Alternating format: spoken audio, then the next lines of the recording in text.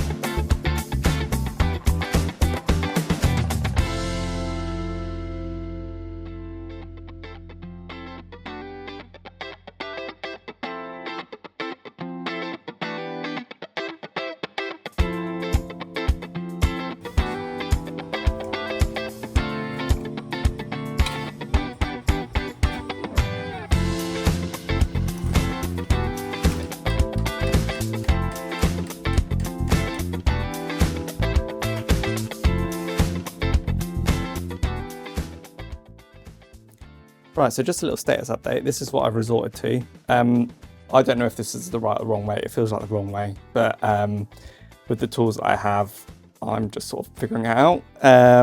So yeah, use the shrinker to get a slight curve in that first part. And then the bit that I've struggled with really is this point down in this corner. And you can see there's a fold in the original panel where it's been pressed. So what I've done is I've cut a bit of a relief there, and I'm just trying to bend it around so it creates that point. And then what I'll do is I'll cut off the excess, weld it up so it looks as original. This way I'm making sure that I'm getting basically the same shape as what was taken off. Yeah, seems to be working okay. So yeah, we'll get that finished and get it sort of offered up to the car, I guess.